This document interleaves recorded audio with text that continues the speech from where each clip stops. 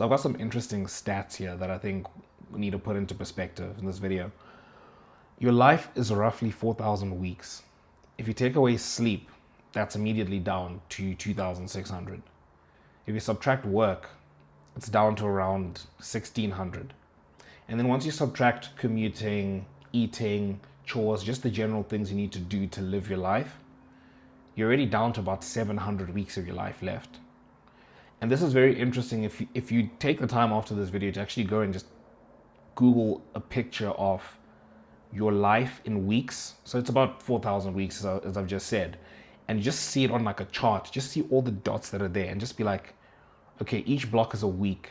And then look at what your age is, calculate what the weeks are, and then just point like, okay, I'm here. Because for me, I'm 24. So I'm like, okay, if I was living around 75 years, I'm like a third of the way through there. And it's so striking to look at it on a block of 4,000 weeks. That's like your entire life put into like little dots.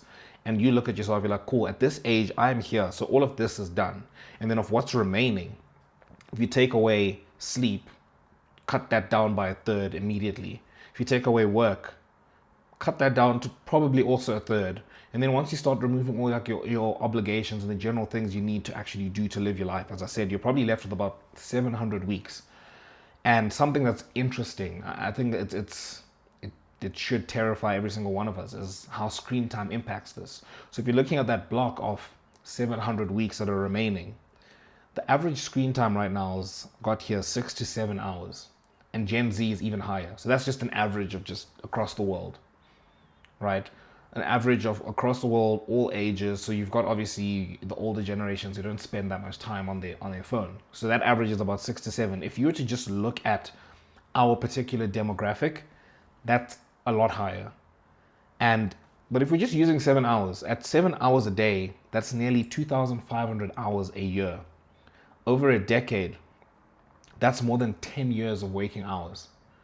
So if you want to go back to our block of your 4,000 weeks, and we said you're left with 700 weeks basically.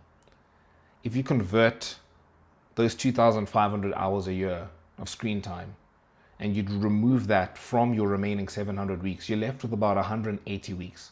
So of your 700 weeks of genuine free time that you have left over in your life, right? And again, this is not taking into account quality of life. You could probably shave off, a portion that relates to post 60, let's say. I don't know when your mental state starts really deteriorating, but you can't, not all of those weeks are equal, right? 10 weeks of free time in your 20s is not the same as 10 weeks of free time in your 60s. I think that's pretty self-evident, right? But let's just look at it plainly. Of your 700 weeks, if you're spending an average of 7 hours a day, this is just the average, not Gen Z average, not your specific average, you can slash off about 500 of those. So you're left with about 180 weeks of just genuine free time. And if you want to convert that into years, it's 3.5. So all things equal, and I've just spoken about the conservative assumptions I have applied in here, you're left with about 3.5 years of just genuine free time in terms of what you can do, that you can use. And considering that you were just left with 700 and you slashed away about you slashed away 5/7 of that, right? You slashed away most of that to your phone. I think that's damning.